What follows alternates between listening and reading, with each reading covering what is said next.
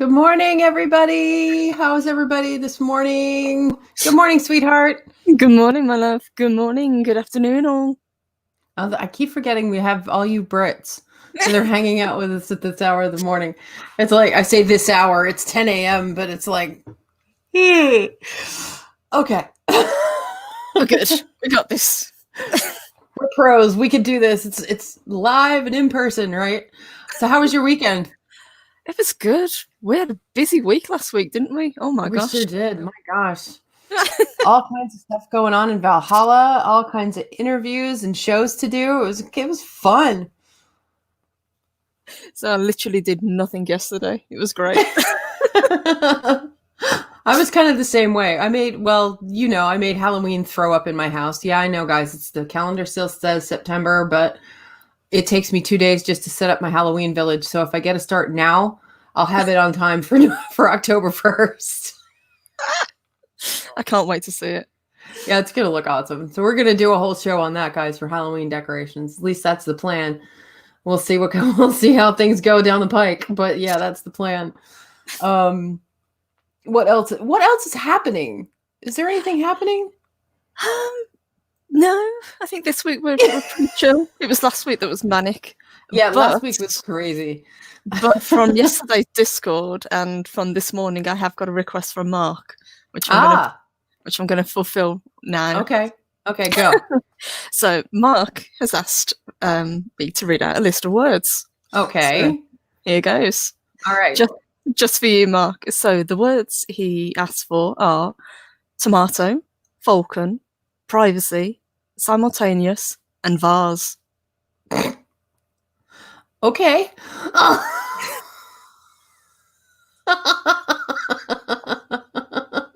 What happened to posh? I could say posh as well. I love it. Oh my god. So should we golly. Oh, there we go. Snort counter. Snort count. Get the snort counter going, Darth Haster. Oh my god. So should we say good morning to those of us who are hanging out with us this morning? Yes, let's. Okay. So let's see. Darth Haster is here, of course, our wrench extraordinaire. One of them anyway. We've got two in the chat today. We do. Star Arcana 555. Good morning. Nancy V333. What's up, girl? How you been? Been a while. Lord Thoth. I can never. I can't say that on a Monday morning. Spit it out, Sam. Come on. Lord Thoth. Good morning. Who else is hanging out with us, babe? We have got Psychodwarf 9, who is busy this morning, so he's lurking. Okay. Good morning. We have got Mark the Infinitely Tired, of course. Good morning. Colin P. Smith, our other wrench extraordinaire. Good morning. Or good afternoon, sorry, Colin. Jester of Sin. Hello, love. Telerafe. Good to see you. Colbert and Pudgy. Hi, boys. Oh, good morning, boys. Hi. Good to see y'all. I missed you guys in Loki's chat this morning by about 2 seconds. Let's see. My chat jumped on me, so it was like, ah! Let's see. There's Cobalt and Pudgy. Good morning, boys. Pudgy's peeking. So if it's chilly where you are, stay under your blankie. But yeah, peek. It's chilly here in Texas this morning. I actually had to put on a sweater. I'm like, what the hell? Let's see. Who else is hanging out? Jester of Sin is here. Jedi Bill 797. Good morning. Adega Outlaw. Good morning, Doc. Curie is here. Generalissimo Hefe. He's across the hall in shorts, working across the hall. Nice. Chris Persia is here. Good morning, Chris. The wrench to end all wrenches. Let's see. I think I've caught up with everybody. We've missed Clobbering Times and Didi Myers. Yeah, good morning, you're right. guys. You're right. I've got to get this comment from Colin. Polished purple aluminium.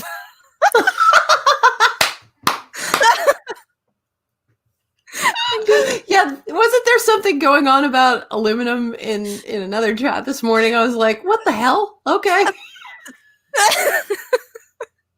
And good morning, Nina. Hello, lovely. Good morning, Nina. I love her animation. Oh my god, I love your new avatar, honey. That is amazing. That looks so cool. And Chris Persia says a sweater, so it's like 77 degrees in Texas. Yeah, pretty much, dude. That's our high for today. Right now it's like, I don't know, I want to say it's like 63, 65, somewhere in there, and I'm freezing my tuchus off. Autumn has finally arrived. For now, it's going to be like 90 by midweek. Oof. So I'll be back in shorts and tank top. Or in my case, sundresses. You can never put them away. Same thing with flip-flops. You just can't put them away. So should we get to our subject this morning? I think so. Yeah, shall we? I think so. So guys, we are recapping season 2, episode 2 and 3, Invasion and Treachery of Vikings. Mm-hmm. So we skip ahead 4 years. Yes. Quite a big time jump. Yeah. I was like, how are they going to manage a time jump? But here we go. I love it. They just put across the bottom 4 years later. It's like, oh, okay. Yeah, it's like, I want to see SpongeBob. 4 years later. Nailed it. It's like, okay. And you know, of course, one of the first things we see is Oslog is still pregnant. It's like, really? But turns out she's pregnant with child number 3. Yes. So we've got, oh gosh, one of the boys' names always escapes me. Uba is the oldest of the 3. Yeah. Oh gosh. Yitzhak? Yitzhak, something like that. I can't remember. Yeah, it's the other little boy. That's the real little one. Yeah. The little guy. Yeah, and she's pregnant, of course, with, spoiler alert, Sigurd, snake in the eye. Uh-huh. So, well, but they haven't became true. Yeah. Spoiler alert, guys. But we're sitting in a peaceful Kathikat at this point. They haven't really gone anywhere because apparently there was a plague. In addition to them losing a bunch of men, right? That's the one that they were talking about. So it was the sickness plague where everyone died. So yeah, they had to repopulate. And kind of, build everyone back up to strength. Yeah, exactly. And they haven't really gone anywhere, obviously. And of course, Floki, being Floki, is busy building boats for Ragnar. I've got to get that soundbite from the boss. I love that.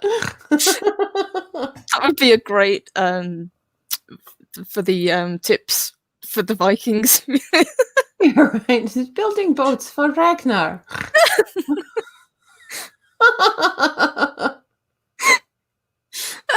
And then bitching about it because he has nothing else to do. Yes.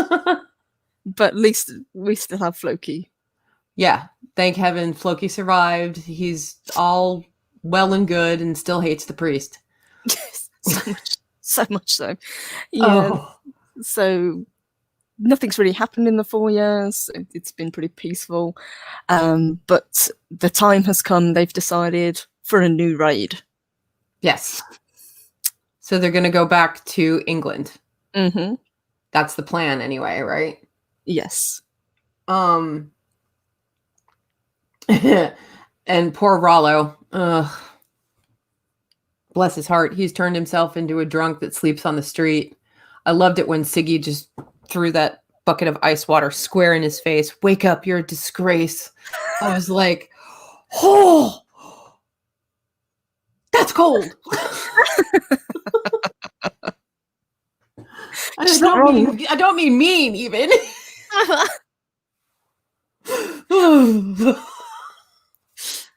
Yeah, I was shivering. Go ahead, I'm sorry. Fallen apart in the 4 years where there's been, not a lot going on, so he clearly hasn't gotten over what's happened. He can't kind of reconcile with Ragnar. Exactly. So he's fallen down a bit of a black hole.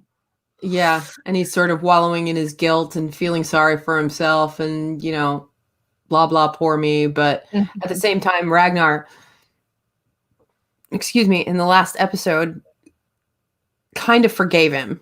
Yes. So, okay, but he's done nothing with that forgiveness except drink and be kind of look like a hobo. And Siggy is sick of it at this point. So Yeah. she, Siggy has had enough. I think she puts a knife into the fire. Oh, And that part freaked me out. It did as well. She heats it up and she kind of holds it in front of him. She says, either you get your act together or put this through your ribs because I've had enough. And he puts his hand around this heated metal and you can hear it sizzling. It's like, sizzling. Yeah. Really? Really, Roland? Well, yeah, and I don't blame her for being fed up. I mean, this is a woman who pretty much lost everything. Mm-hmm. Well, not even pretty much. She did indeed lose everything. From her husband to her sons to her daughter, and then, her position and standing as the Lord's wife, as the lady of Kettiket. So, step up, Rollo, She obviously thought that this union with Rollo was going to get her back into a high position of power, and he's just been a huge disappointment. Yeah. But we find out later it's not meant to be anyway, but, spoiler alert. We'll get there. One scene that kind of bugged me a little bit in the very beginning was the scene in the longhouse with the servant girl. Yes, Hild. Yes. Yeah, that kind of got a little weird. Yes. Ragnar was acting kind of weird. It kind of had a character. A little bit, yeah. It's probably to kind of put like friction between him and Aslog. Yeah. But again, I just think it was a little bit of a reach, because he's clearly, well, not clearly he loves his sons, but yeah. there is friction between him and her. Yeah. Well, he even said after 4 years.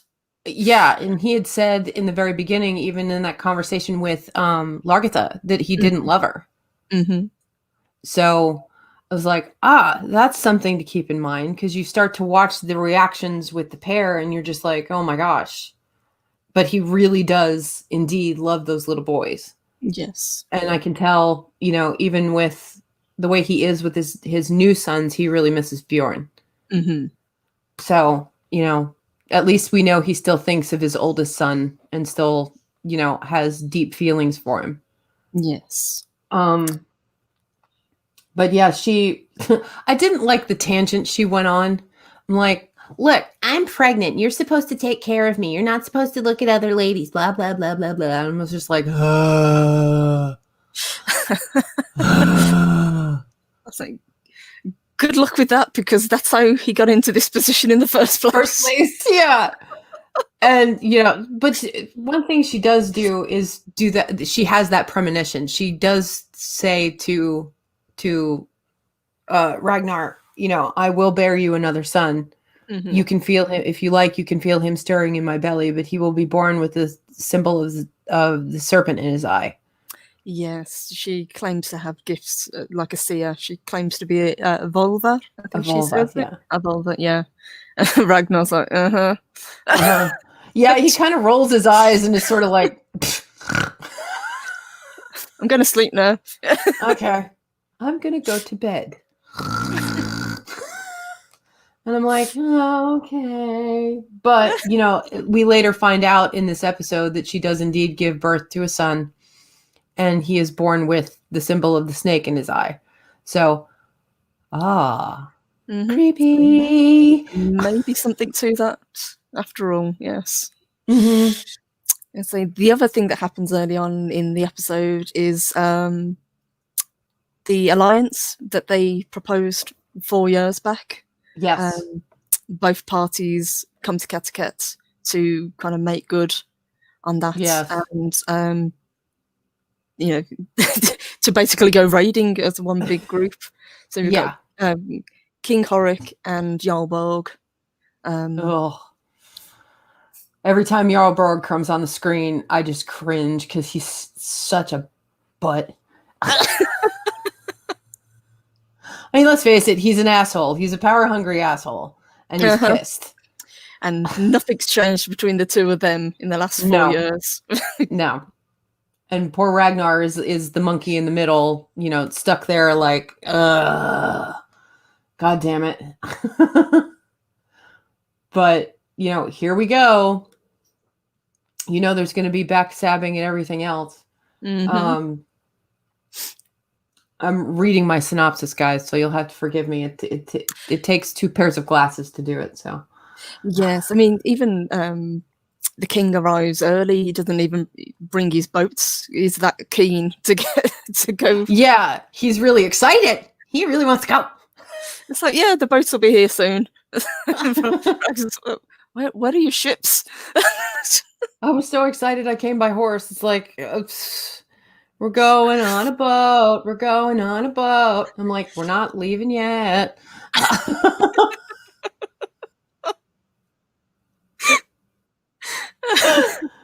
So I'm like, well, at least he showed up. I mean, that's good. But when Jarl Borg shows up, it's like, dun, dun, dun. Uh-huh.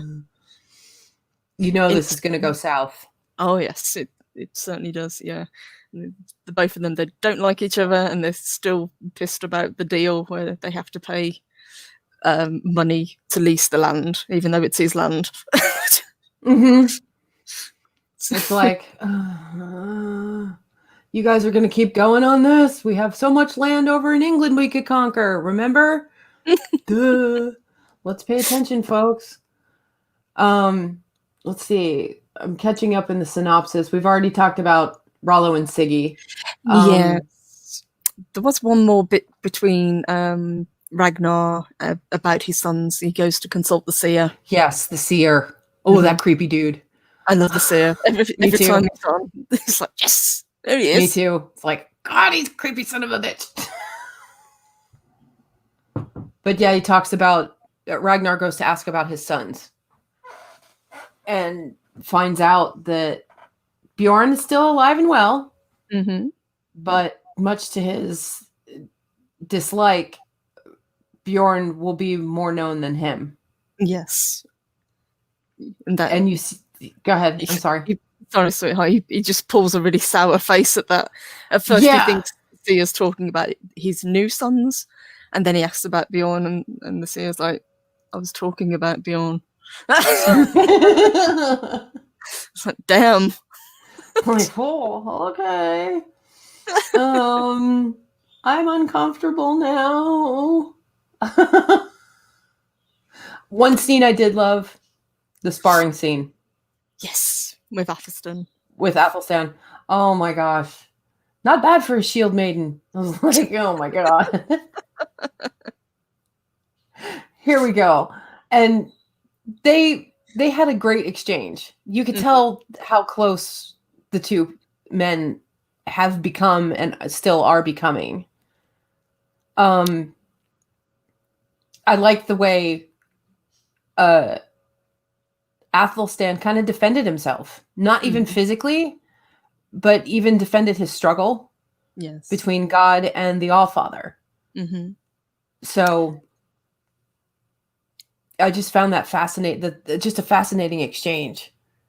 I love Athelstan's character progression, not just the way he's kind of coming to terms with his life and putting his past behind him, but the way he looks now. He looks fully Viking. He doesn't. Yeah, he's developed. Yeah, he looks nothing like the priest that they took so many years ago as a prisoner. Yeah,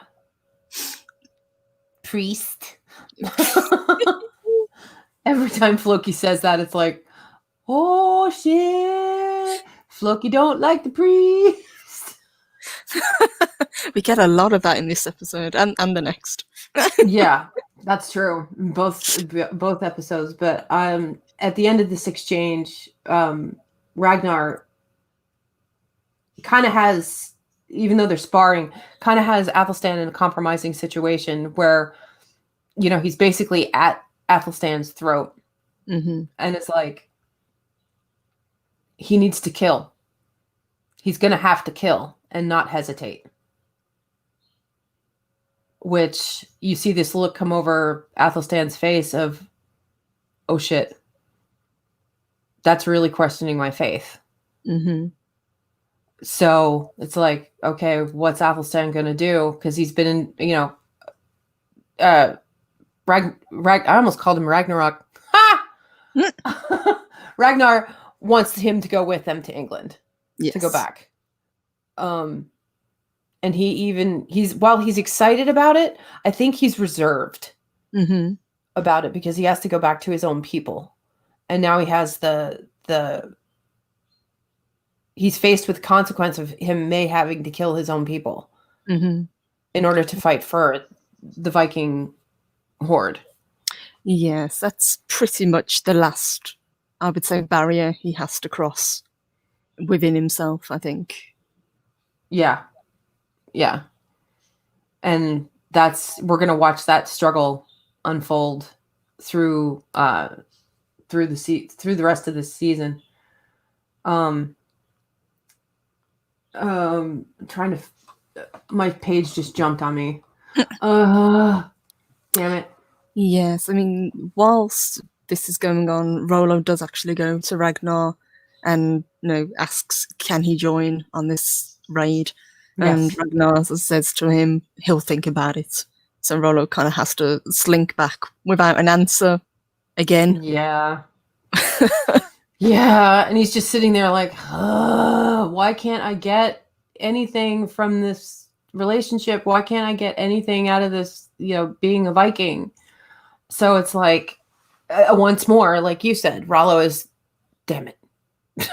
Oh my goodness. The Jester of Sin just tipped $10. Thank you, Jester of Sin, you big spender, you. Thank you, sweetheart. Let's hit it. Hey, big spender, spend a little time with me. Oh, thank you, Jester of Sin. Oh my gosh, you're so sweet. Thank you, love. I'm seeing if he has a comment. This is, for my favorite ladies to keep those fires burning. Thank you. You guys do so much to keep our little corner of Valhalla nice and toasty warm. Thank you so much. Thank you. Pudgy sneaking in and hugging my ankle. Hello, Pudgy. Oh, there he is. When do we get to the part about the cookies? You can have cookies now, honey. Cookies are always acceptable. Sure. We're in the longhouse. You can have cookies.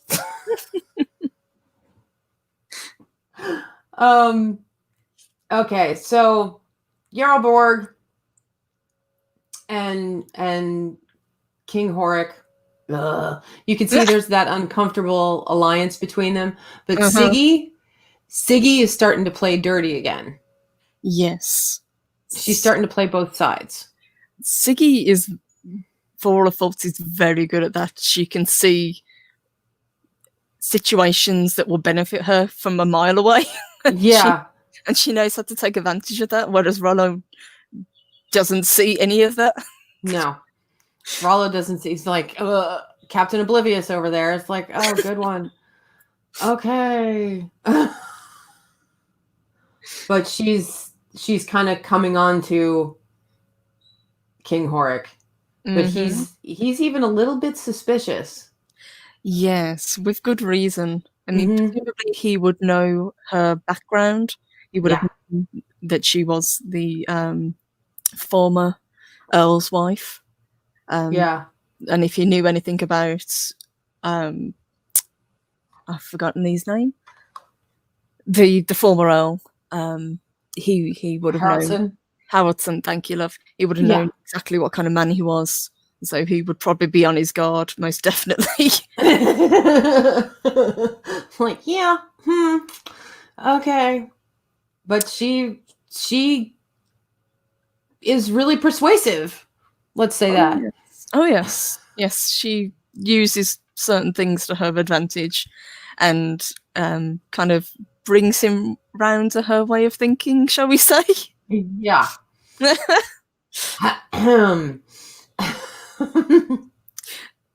There was another quite sweet scene during the feast where Siggy and kind of King Horik are giving each other the eye, and Jarlberg's just chatting away as he always does. Yeah. Ragnar talks to King Horik's son, Ari. Yes, that was a sweet exchange. Mm-hmm. He's saying how excited he is and that he wants to make his father, the king, proud. It's going to be his first raid. And they kind of get round to talking about Bjorn.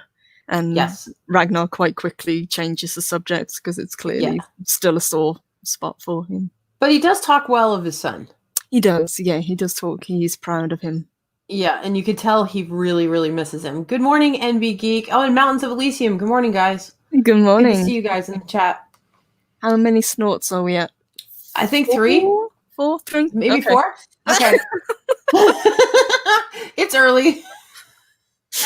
It's time. We'll get there. Friday tends to be the snort day. Friday was snort day. Yeah, that was a good one. I think I may have upset the snort index on Lorena Creel's channel, but that's okay. So here we are, setting sail finally, and there's poor Rollo yet again, sitting on the shore.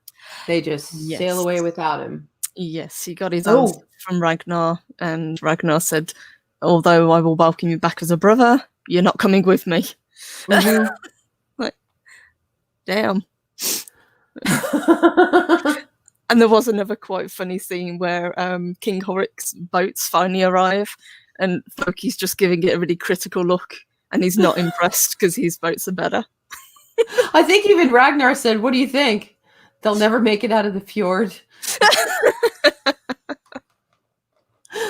And the sad part is that's a little bit of foreshadowing because he's not wrong. Loki knows his boats. Yeah. Loki knows. He always knows. And that's the bit of foreshadowing where they're met with a nasty storm. And it blows the Viking ships horribly off course, and a lot of them end up disappearing in the mist. And I bet you dollars to donuts those are King Horik's boats and not Floki's. Yes, and there is actually a party that doesn't go with them because of the pressure that is put on Ragnar. He basically says to the Jarl, "We don't want you to come with us this time. Next time, you can do it."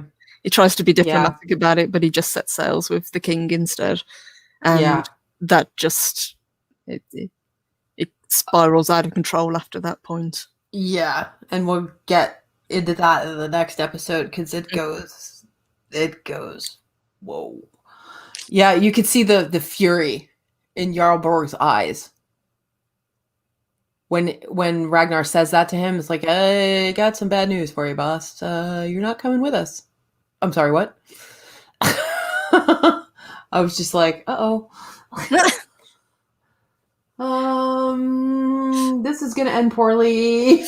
Yeah, and he tells him in such a sheepish way as well. It's like he really doesn't want to be in this position.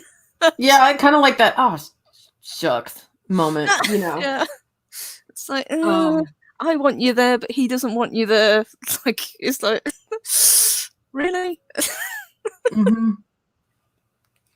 Oops. So aside from being blown miserably off course, they do end up in England, but they're in a different part. Yes. Right? Not the one they expected to be, not Lindisfarne again, or at least not that coast. No, that's right. They're quite a bit further down this time. I think they end up in Wessex, if I remember correctly. Yes, you're right, Wessex. Yeah. And as they're coming ashore, there's a scout up in the woods, keeping track of an English scout, rather, keeping track of the guys that are coming ashore, and goes to warn a new king we get to see, King Egbert. I believe that's his name. Yeah, Egbert. I always want to call him Egbert. Close enough, yeah. And he's a bit of a character. He's a very odd king. Yeah, he's unique as a king. Well, that's the gentleman who plays him. Hey, sister, what's up, girl? You doing all right? Hello, love. Good to see you. The gentleman who plays him, his name is Linus, which, that's his first name at least. Mhm. I remember him from Law and Order. He used to be a lawyer. I think the tail end of Law and Order, the original one, not Special Victims Unit or anything like that. But yeah, it's Linus Roach. That's it. Roach. That's it. I love the way his portrayal is of this character. It's not at all what I expected. Of course, I think he is an Englishman, actually. Mm-hmm. Yeah. Which I didn't know. His American accent is spot on Law and Order. I had no idea. But this guy, I don't know what it is. I'm attracted to the character, not like physically. Guys, don't get weird. But he fascinates me a lot, like Ragnar does. Yes, he's a very deep kind of philosophical character, but he's also very cunning, and that comes out more as the series goes on. Yeah. But yeah, he's a really good character. I really enjoy him. He was fascinating to see. And he's actually a really shrewd king as well, because he knows all about these Northmen. He's kind of been anticipating them coming back, but he wasn't quite sure when it was going to happen. Right. So he knows pretty much to be prepared, and he knows how to deal with them. Right. As you say, band of Vikings have just landed. They're trekking through the woods, oblivious. They don't realize they've already been spotted. Yeah. And they make up camp. They go fishing. They're just relaxing. Yeah, they're chilling out. For pretty much the first time, they get the drop. Yep. And they get the drop on the Vikings, and that was like, whoa. Of course, this is where Athelstan has that moment of truth. Yes, and tragically, the first person to get hit is King Horik's son, Ari. Yeah. That sucked. Oh, I mean, I know he has another son, but still, it was like you had to lose that. I could see the look on Ragnar's face, like, oh, God, what if that were my son? Yes, and he was so determined to make his father proud on his first raid, and he just gets taken out.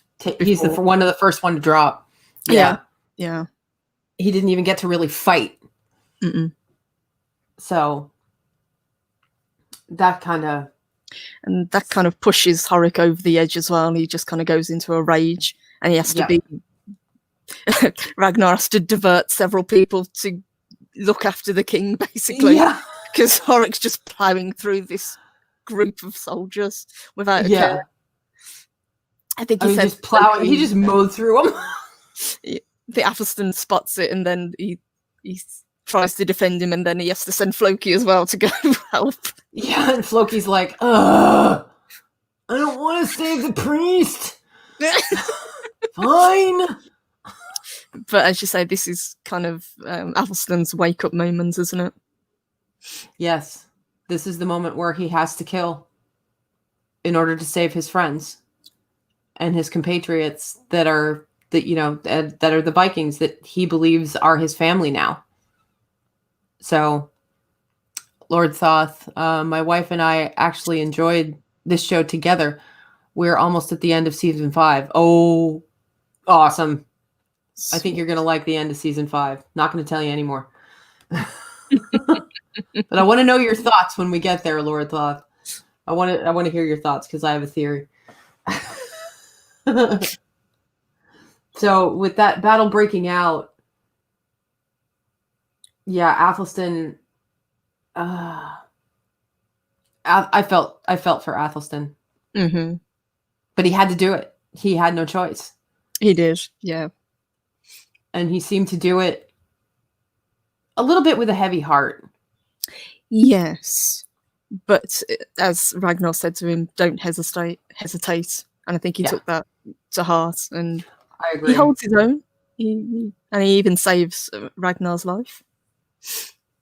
Yes, he does. I forgot about that part. It's like, wait, so much was happening in that battle. It was like, ah!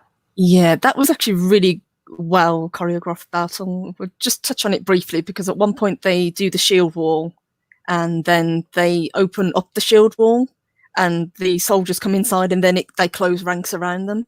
So they're Yes. basically stabbing inwards to finish off what was left. It was Yeah. a really good kind of tactical move. It was very And good. there was no escape for the English soldiers after that. No.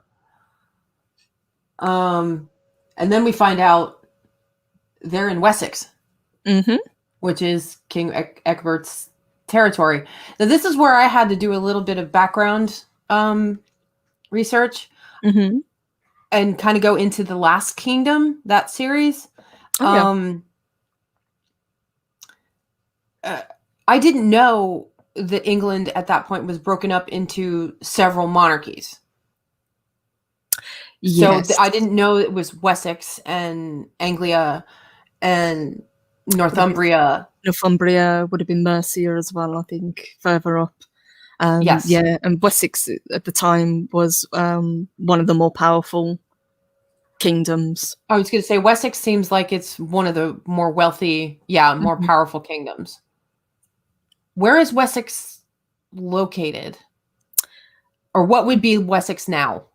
Wessex, let me pull that up because the boundaries have moved. Well,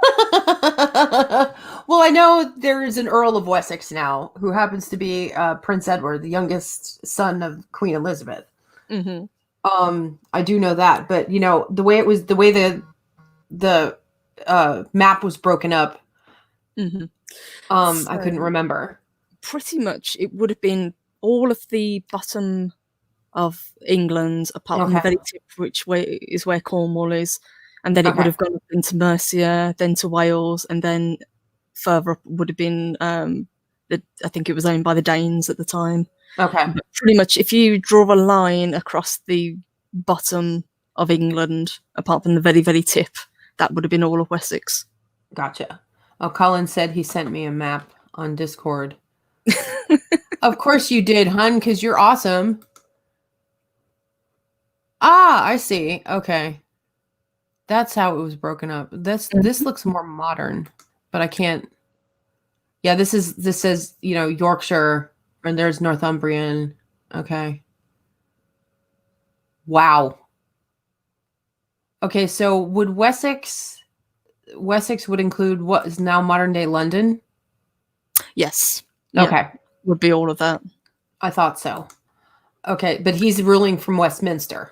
Yes. Or so Winchester. I'm sorry. It would have been Wessex, Sussex, and Kent. All of that would have been Wessex before it got broken off. Yeah. Okay. So there we are. Oh my gosh. Pudgy's sad, can't see map. It's okay, honey. Hold on, Pudgy.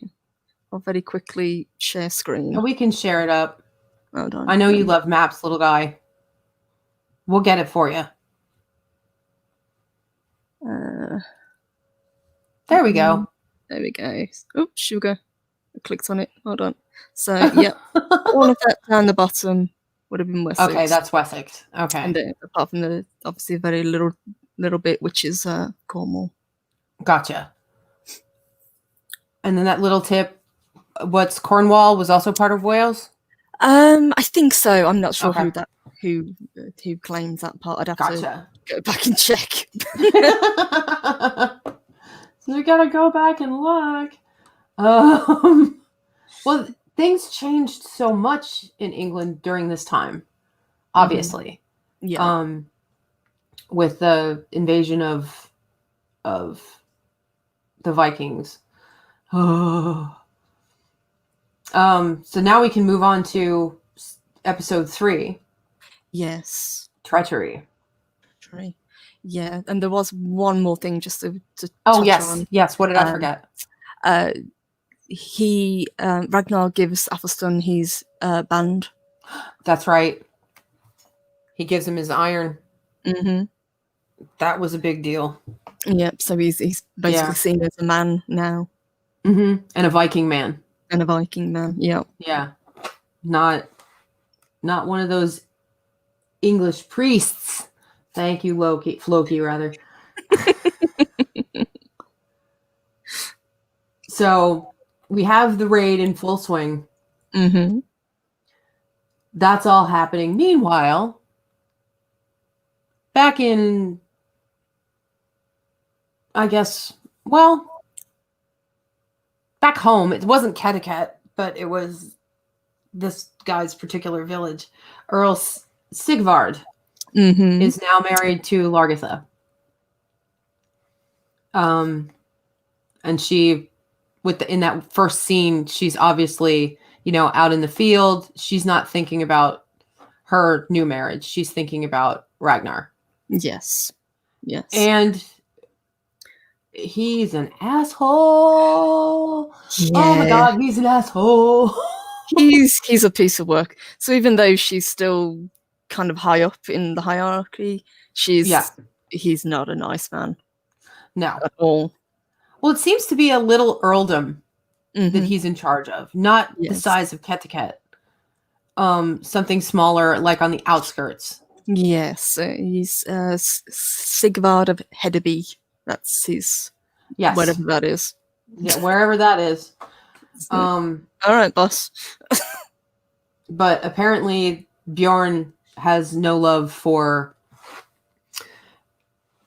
this new guy. His stepdad.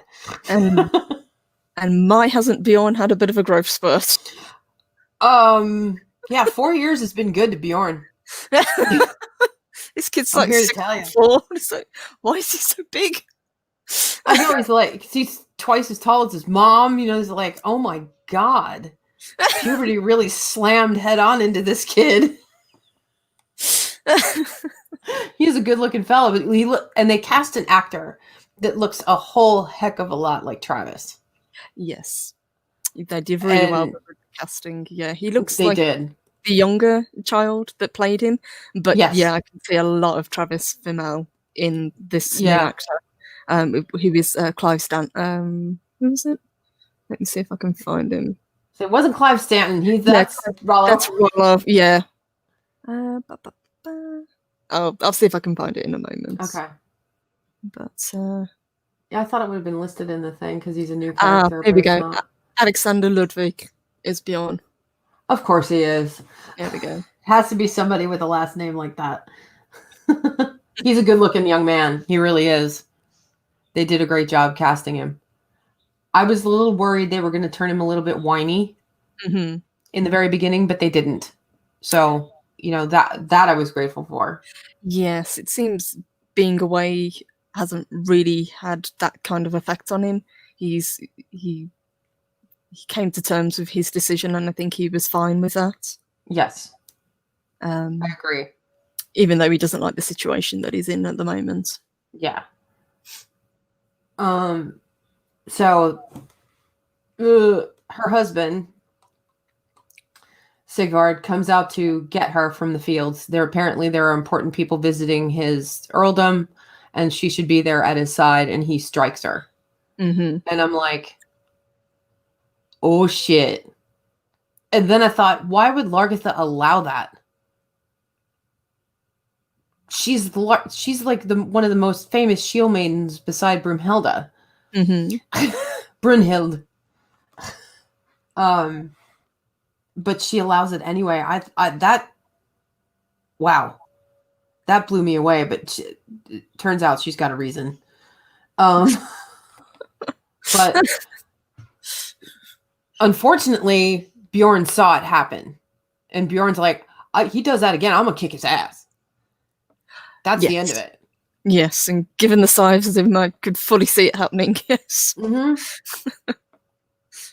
So that's happening back home, and also back in Kattegat, Aslog has given birth.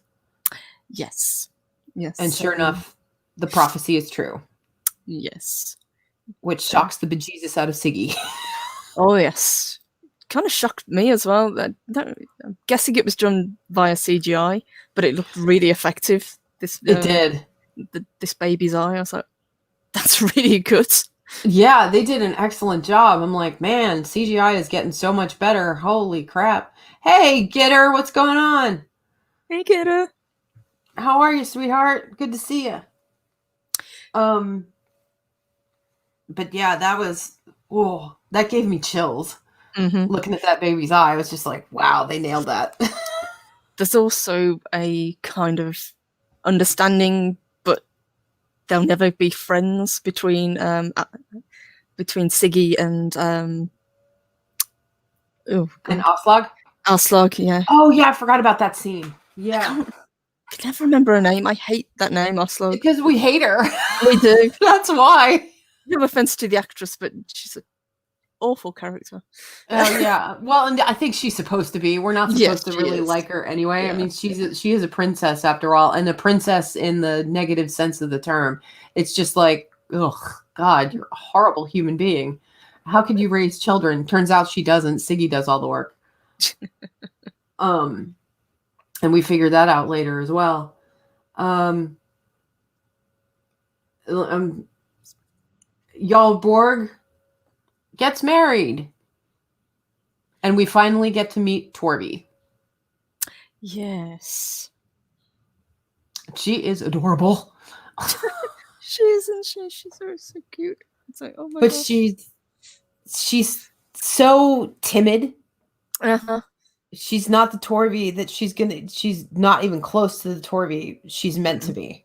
No, she's very, very she's very mousy at the moment. Yeah. And to seeing what I've seen in that character development and going back and rewatching this again, it's like, wow, she was a little shrinking violet, wasn't she?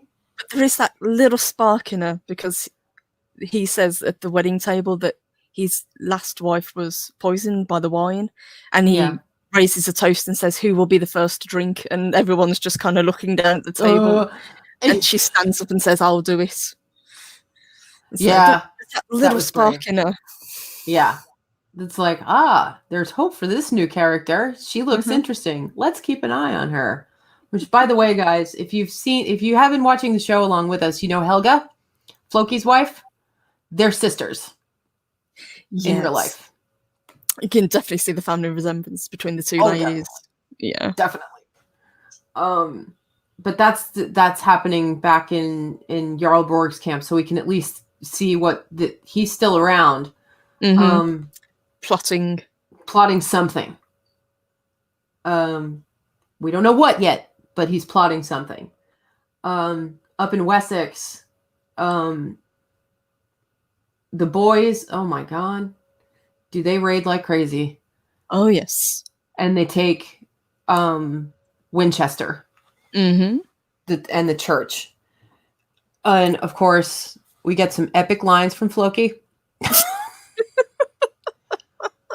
You said there would be treasure, priest. Where is the treasure? And I'm like, oh, hell. It's like, calm down, Floki. You've only just got into the room. Yeah. It's like you barely just got there. Are you kidding me right now? But Athelstan's ready for him anyway, and he just leads them over to the altar and says, just move this table. Trust me. You'll see what I mean. And sure enough, and Floki's even like taken aback by it, like, holy shit. Spoke too soon. Well, and it leads to an interesting exchange between the two of them because, everybody's happy that they found all the treasure and everything, but you have to watch Floki in the background. As they're unpacking this. I believe Athelstan is talking with Ragnar. Yes, that's about this raid and about this and about Winchester and about what this place means, about the saints, etc. Yes, because buried with the treasure is the body of, the remains of a saint, and this means absolutely nothing to Ragnar. So Athelstan has to kind of explain to him what a saint is, what miracles are. Yeah. Floki's in the background playing with the ribcage. Yeah. but he's listening. He's watching, and he almost looks like a gargoyle. Mm-hmm. A little bit, just listening and soaking all this up, and you could see all this jealousy and kind of betrayal sort of seething in Floki's eyes. It's really strange. And I'm like, oh, something's coming. Yes, yeah. Nothing in the 4 years. He hasn't mellowed towards Athelstan at all. Nope. And every time we do a raid, it seems to get worse. Yeah. At least when they raid together, and this has been the first time, at least in a while, it seems like that Athelstan, well, in 4 years, because they haven't gone back to England since the last time. So, yeah, something's brewing. There is kind of an unpleasant scene as well where they, in commas, have some fun. With it's not the bishop, it was oh yeah, it was a bishop. It was a bishop, yeah? Yeah, I think so. Okay. If not just another priest, but I remember him.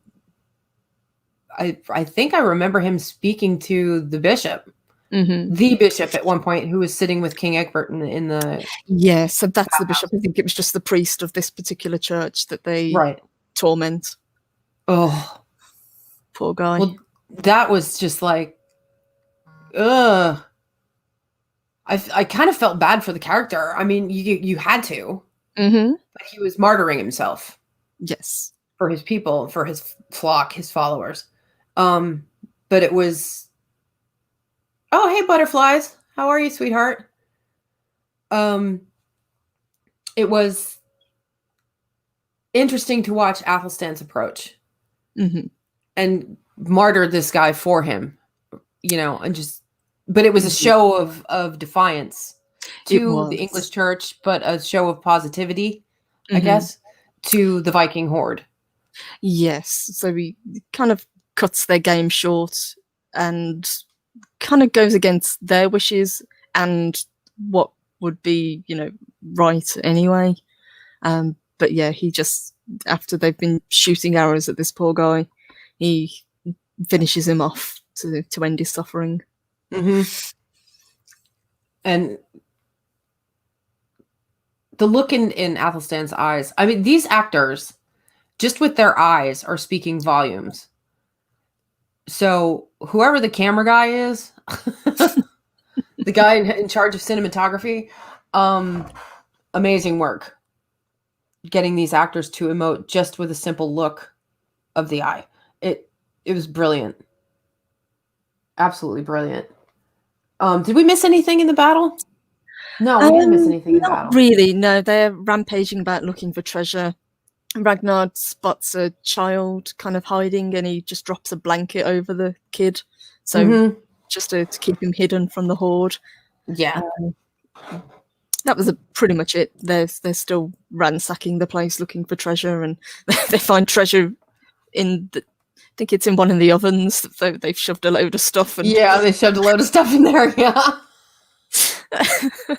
But they make out with a really good horde, and they're pleased. But obviously word gets back to the king that one of his villages has been ransacked. Uh-oh. Dun dun dun. But that's what, before, I think right after that scene, we go back to it's the final exchange between Athelstan and Floki. With the Bible. Oh God! It almost looked like the way Floki hands it to him. It looks like, almost like it's going to cause him to burst into flame or something. But it cements the hatred that he has for the priest. It gave me chills, especially with the hand of the saint. Yes. When he puts it on Athelstan's shoulder, it's like, he's still carrying bits of this guy around with him just to torment Athelstan. Yes. Just to torment Athelstan, yeah. Sorry with the guys. I don't know. My brain is not working. It's Monday. But to be fair to Aston, he doesn't really rise to Floki's bait. He's quite calm about it. He tells him, as I've told you before, you know, I've renounced that now. I'm a Viking. And Floki's not having any of it, basically. No matter what he'll say or do, he's never going to be one of them. Yeah. So back in Kattegat, and this is where we wrap it up, guys. Longships are approaching. Oh, yes. And they're not the longships that belong in Kattegat. No. They are the ones that belong to Jarl Borg. Yes. Siggy sees what is about to happen, gathers Rollo, Oslog, and the boys. And they have to flee. Mm-hmm. Jarl Borg is coming for Kattegat. And he doesn't plan on taking prisoners. No. He wants his revenge, and he knows that they're not defended. You know, all the warriors are out, and he pushes it his advantage. Yes. But sorry, sweetheart. No, go ahead, babe. I was to say, but to be fair to the people of Kattegat, they do stage quite a good defense. Yeah, Rollo they fight back. Manages to kind of rally the people and do what he does best, which is fight. After he sent Aslag and Siggy and the children and as many as he can up into the mountain to escape. Yes.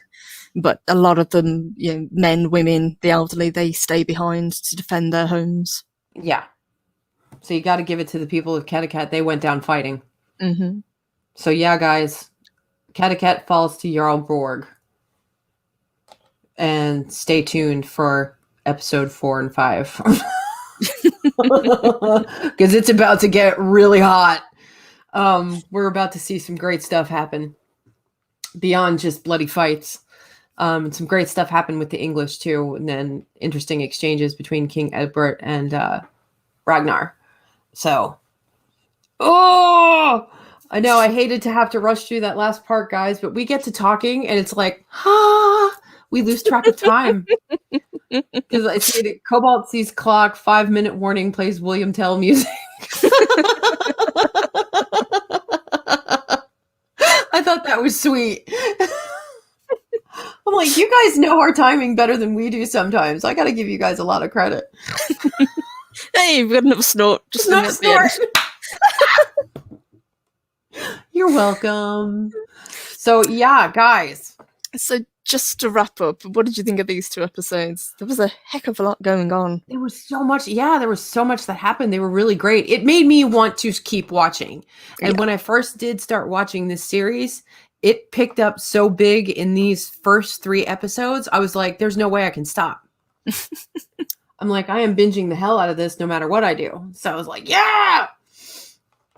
So excellent work on the behalf of the writers. Mm-hmm. They're doing a magnificent job, you know, with character development, with scene development, with plot development. They're doing it all.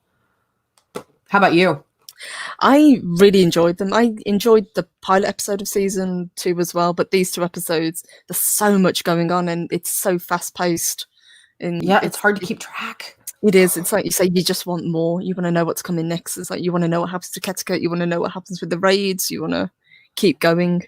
Yeah, we want to see what's going on with Largatha. Mm-hmm.